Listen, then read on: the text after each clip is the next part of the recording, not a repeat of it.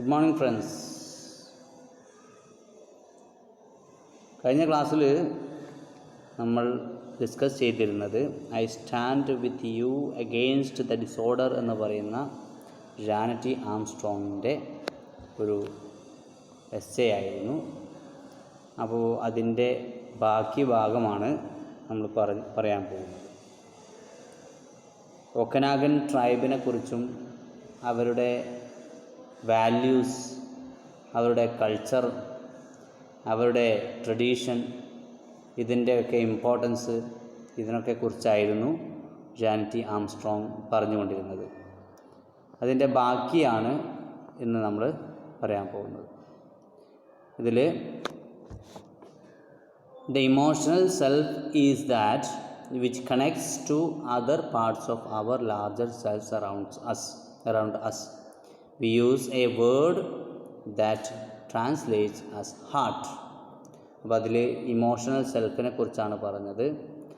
The word that is translated as heart, the emotional സെൽഫിനെ represent ചെയ്യാൻ അവർ ഉപയോഗിച്ചിരിക്കുന്ന വാക്കാണ് ഹാർട്ട്, ഹൃദയം. It is a capacity to form bonds with particular aspects of our surroundings. എന്താണ് ഇവിടെ പറഞ്ഞത്? ഇവിടെ നമുക്ക് ഹൈലൈറ്റ് ചെയ്യേണ്ട ഒരു വേർഡാണ് bones. It is a capacity to form ബോണ്ടുകൾ with particular aspects of our surroundings. അതായത് നമ്മുടെ ചുറ്റുപാടിലുള്ള പല കാര്യങ്ങളുമായിട്ട് എന്താണ് ബോണ്ട്, ഒന്ന് കൂടിച്ചേരേണ്ട ഒരു ഇടപഴകലിൻ്റെ ആവശ്യകതയെക്കുറിച്ചാണ് ഇതിൽ ആംസ്ട്രോങ് പറയുന്നത്. We say that we as people stay connected to each other, our land and all things by our hearts. അപ്പോൾ അതിൽ പറയുന്നത് നമ്മളെല്ലാവരും ഒന്നിനോട് ബന്ധപ്പെട്ടതാണ്. നമ്മളൊന്നും യുണീക്കല്ല, എല്ലാ കാര്യങ്ങളുമായിട്ട് ബന്ധപ്പെട്ട് കിടക്കുന്നതാണ് നമ്മൾ. ഓക്കെ, നമ്മൾ ഈ പ്രകൃതിയിലുള്ള ഓരോ വസ്തുക്കളുമായിട്ട് നമ്മൾ ഇടപഴകി ബന്ധപ്പെട്ട് കിടക്കുന്നു എന്ന് ഇവർ പറയുന്നുണ്ട്. The thinking intellectual self has another name in Okanagan. അതായത് നമ്മൾ ചിന്തിക്കുന്ന നമ്മുടെ ആ ഇൻ്റലക്ച്വൽ സെൽഫിന് ഒക്കനാഗനിൽ മറ്റൊരു പേരുണ്ട്. Our word for thinking or logic and storage of emotion as memory is difficult to translate into English. അപ്പം മറ്റൊരു കാര്യം പറഞ്ഞാൽ നമ്മുടെ തിങ്കിങ്, നമ്മുടെ മെമ്മറി, ഇതിനെയൊക്കെ ഇംഗ്ലീഷിലേക്ക് ട്രാൻസ്ലേറ്റ് ചെയ്യുക എന്ന് പറയുന്നത് വളരെ പ്രയാസകരമാണ്. കാരണം അവരുടെ ഭാഷ ഇംഗ്ലീഷല്ല. ഒക്കനാഗൻ കമ്മ്യൂണിറ്റിയിലുള്ള ഭാഷ ഇംഗ്ലീഷല്ല, അവരുടേതായിട്ടുള്ള ഭാഷ ഉണ്ട്. അപ്പോൾ അത് ഇംഗ്ലീഷിലേക്ക് ട്രാൻസ്ലേറ്റ് ചെയ്യുക എന്ന് പറഞ്ഞാൽ ബുദ്ധിമുട്ടാണ്. The words that come closest in my interpretation mean the spark that ignites. അപ്പോൾ അദ്ദേഹത്തിൻ്റെ നമ്മുടെ ആംസ്ട്രോങ്ങിൻ്റെ ഒരു ഇൻ്റർപ്രിട്ടേഷനിൽ വരുന്ന ഒരു വാക്ക്, ആ ഒരു വാക്ക് എന്ന് പറഞ്ഞാൽ ദ സ്പാർക്ക് ദാറ്റ് ഇഗ്നൈറ്റ്സ്. വളരെ ഇമ്പോർട്ടൻ്റ് ആണ്. ദ സ്പാർക്ക് ദാറ്റ് ഇഗ്നൈറ്റ്സ് എന്നുള്ള ഒരു വാക്കാണ് അവരുടെ മനസ്സിലേക്ക് വരുന്നത്. Okay, we use the term that translate as directed by the ignited spark. അപ്പോൾ അതിനെ നമ്മൾ ദ സ്പാർക്ക് ദാറ്റ് ഇഗ്നൈറ്റ്സ് എന്നുള്ളതിന് പകരമായിട്ട് നമ്മൾ എഴുതുന്നത് എന്താണ്? ഓക്കെ, ഇഗ്നൈറ്റഡ് സ്പാർക്ക് എന്നുള്ളതാണ് നമ്മൾ ഓർക്കേണ്ടത്. അപ്പോൾ ദ സ്പാർക്ക് ദാറ്റ് ഇഗ്നൈറ്റ്സ് എന്നുള്ളതിന് പകരം അവർ ഉപയോഗിക്കുന്ന വേർഡാണ് ദ ഇഗ്നൈറ്റഡ് സ്പാർക്ക്. എന്തിനെയാണ് ഇവിടെ ഇഗ്നൈറ്റഡ് സ്പാർക്ക് എന്നതുകൊണ്ട് ഉദ്ദേശിക്കുന്നത്? ടു റെഫർ ടു അനാലിറ്റിക്കൽ തോട്ടിനെ കുറിക്കാനാണ്, അതിനെ പരാമർശിക്കാനാണ് ശരിക്ക് ദ ഇഗ്നൈറ്റഡ് സ്പാർക്ക് എന്നതുകൊണ്ട് ഉദ്ദേശിക്കുന്നത്. അനലിറ്റിക്കൽ തോട്ട്, അതായത് അവരുടെ ചിന്തകൾ, അതാണ് അനലിറ്റിക്കൽ തോട്ട് എന്നതുകൊണ്ട്. അവരുടെ ചിന്തകളെ കുറിക്കാൻ നമുക്ക് എന്ത് പറയാം? ദ ഇഗ്നൈറ്റഡ് സ്പാർക്ക് എന്നതുകൊണ്ട് ഉദ്ദേശിക്കാം. സ്പാർക്ക് എന്ന് പറഞ്ഞാൽ ചിന്ത എന്നാണ് പറയുന്നത് ഇവിടെ. In the Okanagan language this means the other capacities we engage in when we take action are directed by the spark of memory once it is ignited. അവരുടെ ഓരോ പ്രവൃത്തികളും ഈ ഒക്കനാഗൻ കമ്മ്യൂണിറ്റിയിലെ അവരുടെ ആ ജനങ്ങളുടെ ഓരോ പ്രവൃത്തികളും നിയന്ത്രിക്കുന്നത് അവരുടെ മെമ്മറിയാണ്. ഓക്കെ, അതെന്ത് മെമ്മറിയാണ്? The spark of memory once it is ignited memory. Okay, so Okanagan കമ്മ്യൂണിറ്റിയിലുള്ള അവരുടെ സ്പാർക്ക് ഓഫ് മെമ്മറിയാണ് അവരുടെ ഓരോ പ്രവർത്തനങ്ങളെയും നിയന്ത്രിക്കുന്നത്. അപ്പോൾ വളരെ വ്യക്തമായിട്ട് മനസ്സിലാക്കി വെക്കുക. അതിനെയാണ് നമ്മൾ ഇഗ്നൈറ്റഡ് സ്പാർക്ക് എന്നതുകൊണ്ട് ഉദ്ദേശിക്കുന്നത്. ചുരുക്കി പറഞ്ഞാൽ അത്രയേ ഉള്ളൂ. ഇഗ്നൈറ്റഡ് സ്പാർക്ക് എന്ന് പറഞ്ഞിട്ടുണ്ടെങ്കിൽ the thinking capacity of the Okanagan community എന്നാണ് ഉദ്ദേശിച്ചത്.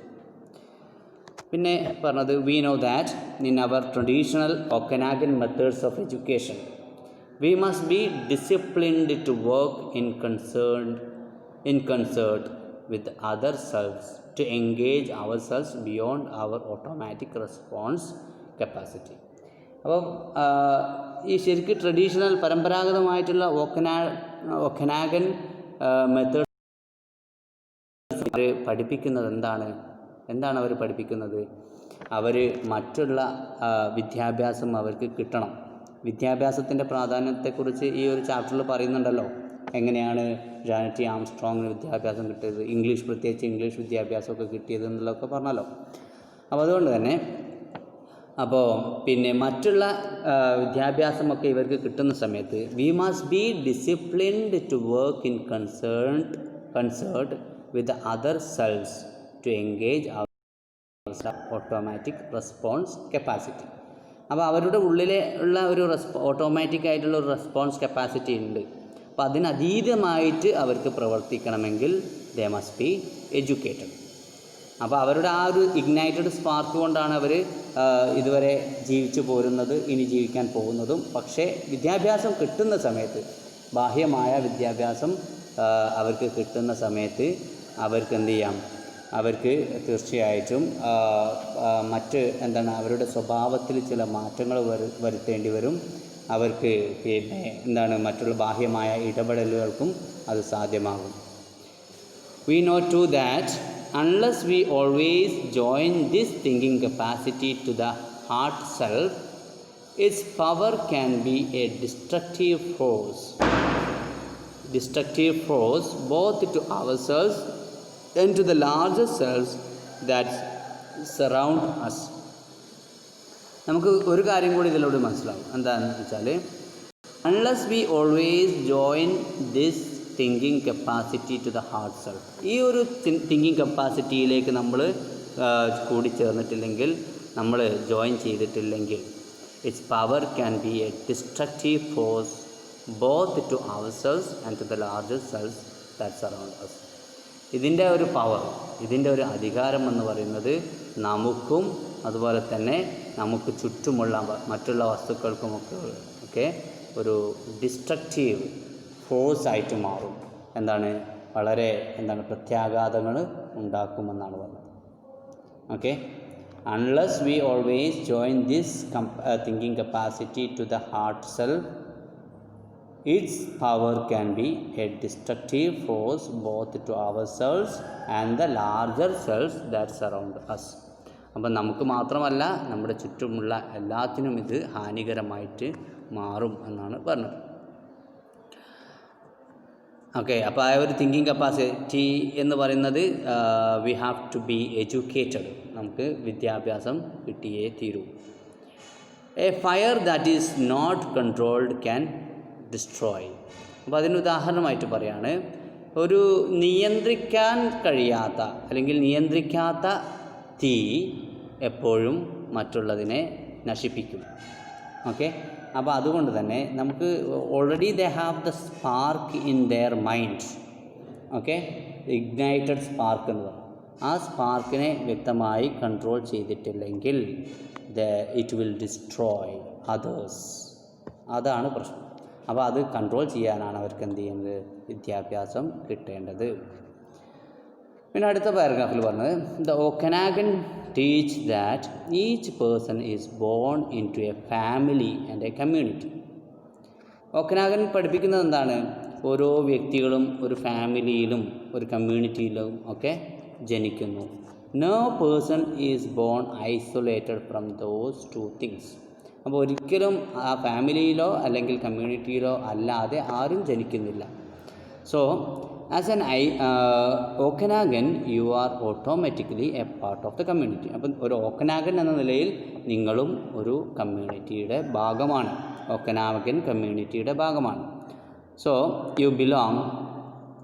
All within family and community are affected by the actions of any one individual.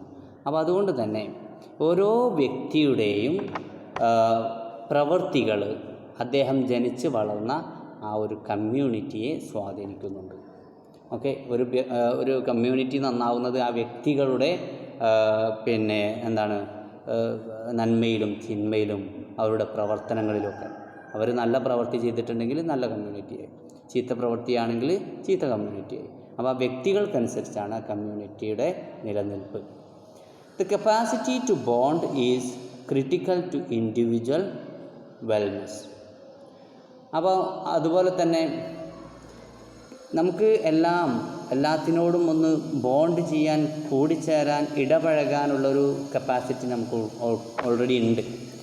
ആ ഒരു കപ്പാസിറ്റി എന്ന് പറയുന്നത് it is critical to individual wellness. അതായത് ഒരു വ്യക്തിയുടെ മാത്രം ഉന്നമനത്തിന് പ്രാധാന്യം നൽകുന്നതല്ല അത്. അതായത് ബോണ്ട് എല്ലാത്തിലും ഒന്ന് സഹകരിച്ച് ഒന്ന് പൊരുത്തപ്പെട്ട് ഒന്ന് ഒരുമിക്കുക എന്ന് പറയുന്നത് വ്യക്തിയുടെ മാത്രം സ്വാർത്ഥ താല്പര്യത്തിന് ഉതകുന്നതല്ല. അപ്പോൾ അവിടെ ഒരു പ്രശ്നമുണ്ട്. അതായത് വ്യക്തികൾക്ക് മാത്രം പ്രാധാന്യം കൊടുക്കരുത്, വ്യക്തിയുടെ സ്വാർത്ഥ താല്പര്യങ്ങൾക്ക് പ്രാധാന്യം. എൻ്റെ കീശയിൽ കുറേ പൈസ ഉണ്ടാവണം, എൻ്റെ വീട്ടിൽ കുറേ പണം ഉണ്ടാവണം എന്ന് മാത്രം വിചാരിക്കരുത്. ആ കമ്മ്യൂണിറ്റിയുടെ വളർച്ചയാണ് നമ്മൾ നോക്കേണ്ടത് എന്ന് പറയാം. Without it the person is said to be crippled or incapacitated and lifeless. അപ്പം അതുകൊണ്ട് തന്നെ ഈ ഒരു ബോണ്ട് ഇല്ലെങ്കിൽ എന്ത് സംഭവിക്കും? ഈ ഒരു ബോണ്ട് ഇല്ലെങ്കിൽ എന്താണ് സംഭവിക്കുക? The person is said to be crippled or lifeless and not to have any community or family. a person is said to be crippled, incapacitated or lifeless. Okay, അപ്പോൾ അതുകൊണ്ട് തന്നെ ഒരു വ്യക്തി ഇങ്ങനെ ഒരു ബോണ്ട് ഒരു സമൂഹവുമായി ഇടപഴകിയിട്ടില്ലെങ്കിൽ അയാൾ ജീവിതമില്ല, അയാൾക്ക് കഴിവുകളില്ല, അയാൾ ക്രിപ്പിൾഡാണ്. ക്രിപ്പിൾഡ് എന്ന് പറഞ്ഞാൽ അംഗവൈകല്യമുള്ള ആളാണ് എന്നൊക്കെ പറയും. ഓക്കെ, അപ്പോൾ ഇതിൽ നമ്മുടെ ആംസ്ട്രോങ് പറയുന്നത് ആംസ്ട്രോങ് പറയുന്നത് നമ്മൾ തീർച്ചയായിട്ടും നമ്മൾ ജീവിക്കുന്ന ആ ഒരു ജീവിത സാഹചര്യവുമായി തീർച്ചയായും ഇടപഴകണം എന്നാണ് പറഞ്ഞത്. Not to have community or family is to be scattered or falling apart. നമുക്കൊരു കമ്മ്യൂണിറ്റിയുമായിട്ടും ഒരു കുടുംബവുമായിട്ടും ഒന്നും ഒരു ബന്ധമില്ലെങ്കിൽ അയാൾക്ക് പിന്നെ സ്ഥാനമില്ല. ഒരു വ്യക്തി മാത്രം വിചാരിച്ചിട്ടൊന്നും സംഭവിക്കില്ല.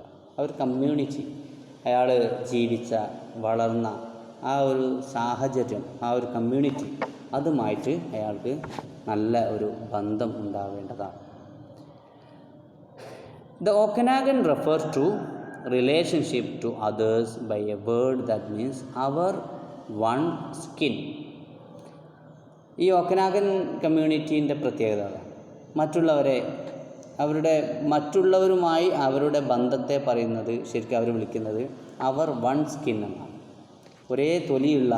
അപ്പം നമ്മൾ സാധാരണ പറയാറുണ്ട് ഒരു മനസ്സും രണ്ട് ശരീരവും എന്നൊക്കെ പറയും. അതേപോലെ അവരുടെ ഒരു വാക്കാണ് അവർ വൺ സ്കിൻ എന്നാണ്, ഒരേ സ്കിന്ന്. ഓക്കെ, അതാണ് ഈ ഓക്കനാഗൻ കമ്മ്യൂണിറ്റിയിലുള്ള ആളുകളെ അവർ വിളിക്കുന്ന പേര്. ഓക്കെ, അവർ വൺ സ്കിൻ, മറ്റുള്ളവരുമായിട്ടുള്ള അവരുടെ ബന്ധത്തെ വിളിക്കുന്നതാണ് അവർ വൺ സ്കിൻ. എന്താണ് ഇതിൻ്റെ അർത്ഥം? This means that we share more than a place. വെറും ഒരു സ്ഥലം മാത്രമല്ല നമ്മൾ ഷെയർ ചെയ്യുന്നത്. We share a physical tie that is uniquely human. ഒരു ഹ്യൂമൻ, അതായത് ശാരീരികമായ ഒരു ഐക്യമാണ്, ശാരീരികമായ ബന്ധമാണ് ഇവിടെ അവർ സൂചിപ്പിക്കുന്നത്. It also means that the bond of community and family includes the history of the many who came before us and the many ahead of us who share our flesh. അപ്പോൾ ഇവിടെ ഈ ഒരു ബോണ്ട്, നേരത്തെ പറഞ്ഞുകൊണ്ടിരുന്ന ഒരു bond എന്ന് പറയുന്ന സംഭവമാണ്. ഈ ബോണ്ട് എന്ന് പറഞ്ഞത് വെറും ഒരു ബോണ്ടല്ല. എന്താണ് ഈ ബോണ്ട്? ഈ ബോണ്ട് എന്ന് പറയുന്നത് ഇപ്പോൾ ശരിക്ക് നമുക്ക് മുമ്പ് മരിച്ചു പോയ ഒരുപാട് ആളുകളുമായി ബന്ധമുണ്ട്. അതുപോലെ ഇപ്പോൾ ജീവിച്ചിരിക്കുന്ന നമ്മളുമായി ബന്ധമുണ്ട്. ഇനി അതും പോരാ, ഭാവിയിൽ ജനിക്കാനിരിക്കുന്ന നമ്മുടെ അടുത്ത തലമുറയുമായും ബന്ധമുണ്ട്. ഇതാണ് ഈ ബോണ്ട്. അപ്പോൾ ആ ഒരു കമ്മ്യൂണിറ്റി എന്ന് പറയുന്നത് വെറും ഇപ്പോൾ ജീവിച്ചിരിക്കുന്ന ആളുകൾ മാത്രമല്ല, മരിച്ച ആളുകളും ഇനി ജനിക്കാനിരിക്കുന്ന ആളുകളും, അവരുമായിട്ടുള്ള ഒരു ബോണ്ടാണ് ഇവിടെ ഈ ബോണ്ട് എന്നതുകൊണ്ട് ഉദ്ദേശിക്കുന്നത്. And family, it also means that the bond of community and family includes the history of the many who came before us and the many ahead of us who share our flesh. We are tied together by those who brought us here and gave us blood and gave us place. നമ്മളെ ഈ ലോകത്തേക്ക് പറഞ്ഞയച്ച ആൾ, കൊണ്ടുവന്ന ആൾ, and നമുക്ക് രക്തവും സ്ഥലവും എല്ലാം നൽകിയ ആ ആളുകളുമായിട്ടുള്ള നമ്മുടെ ബന്ധം, ഇതിനെയും ഇവിടെ പരാമർശിക്കുന്നു. Our most serious teaching is that community comes first in our choices. നമ്മുടെ ചോയ്സിൽ ആദ്യം വരുന്നത് കമ്മ്യൂണിറ്റിയാണ്. കമ്മ്യൂണിറ്റി ഫസ്റ്റാണ്, അല്ലാതെ ഇൻഡിവിജ്വൽ ഫസ്റ്റ് എന്നല്ല. Then family. ആദ്യം കമ്മ്യൂണിറ്റി ഇമ്പോർട്ടൻ്റ് ആണ്. ആദ്യം കമ്മ്യൂണിറ്റി, പിന്നെ ഫാമിലി, പിന്നെ ദെൻ അവർസെൽസ് ആൻഡ് ഇൻഡിവിജ്വൽസ്. പിന്നീട് മാത്രമാണ് നമ്മളും ബാക്കിയുള്ള ഇൻഡിവിജ്വൽസൊക്കെ. ആദ്യം നമുക്ക് വേണ്ടത് കമ്മ്യൂണിറ്റിയാണ്, രണ്ടാമത്തേത് ഫാമിലിയാണ്, മൂന്നാമത്തേത് അവർസെൽസ് ആൻഡ് ഇൻഡിവിജ്വൽസ്. എന്താ കാരണം ഇതിന്? Because without community and family we are truly not human. അപ്പോൾ നമ്മുടെ കമ്മ്യൂണിറ്റി, നമ്മുടെ ഫാമിലി, ഇതൊന്നുമില്ലാതെ നമ്മൾ മനുഷ്യർ തന്നെ അല്ല എന്ന് പറയും. അപ്പം മനുഷ്യരും മൃഗവും തമ്മിലുള്ള വ്യത്യാസം അതാണ്. അവർ കമ്മ്യൂണിറ്റിക്കൊന്നും പ്രാധാന്യം കൊടുക്കുന്നുണ്ടാവില്ല. ഓക്കെ, അപ്പോൾ അതുകൊണ്ട് ഈ Jeannette Armstrong I stand with you against the disorder എന്ന് പറയുന്ന ചാപ്റ്ററിൽ മുഴുവനായിട്ടും പറയുന്നത് ഇത് തന്നെയാണ്. ഒരു കമ്മ്യൂണിറ്റി, അവരുടെ കമ്മ്യൂണിറ്റിയുടെ മേന്മകൾ, ഒരു ബോണ്ട് കീപ്പ് ചെയ്യേണ്ട അതിൻ്റെ ആവശ്യകത, ഇതിനെക്കുറിച്ചാണ് നമ്മുടെ ഈ ചാപ്റ്ററിൽ മുഴുവനായിട്ടും പറയുന്നത്. ഈ ചാപ്റ്റർ മനസ്സിലായി എന്ന് വിചാരിക്കുന്നു. കേട്ടിട്ടില്ലെങ്കിൽ നിങ്ങൾ, അല്ലെങ്കിൽ മനസ്സിലായിട്ടില്ലെങ്കിൽ ഒന്നുകൂടി ഈ വീഡിയോ കേൾക്കുക. ഇപ്പോൾ 3-4 വീഡിയോ ഞാൻ അയച്ചിട്ടുണ്ട്. ഈ 4 വീഡിയോ വീണ്ടും കേൾക്കുക, എന്നിട്ട് അത് മനസ്സിലാക്കുക. ഇതിൻ്റെ ക്വസ്റ്റ്യൻ ആൻസർ അടുത്ത വീഡിയോയിൽ ഞാൻ വിടുന്നതാണ്. അപ്പോൾ അതിന് ശേഷം നിങ്ങൾ ഇതിൻ്റെ ആൻസർ എഴുതിയിട്ട് ഇതിലേക്ക് സെൻഡ് ചെയ്യണം. ഓക്കെ, ഇത് നിങ്ങൾക്ക് ബാക്കിയുള്ള ക്ലാസ്സുകളൊക്കെ കിട്ടാൻ ഇത് സബ്സ്ക്രൈബ് ചെയ്യുക കേട്ടോ. സബ്സ്ക്രൈബ് ചെയ്യാൻ മറക്കണ്ട. അപ്പോൾ ബാക്കിയുള്ള ക്ലാസ്സുകളൊക്കെ നിങ്ങളെ പിന്നെ യൂട്യൂബിലേക്ക് വന്നുകൊണ്ടേയിരിക്കും. ഓക്കെ, എന്നാൽ thank you very much. Have A nice day.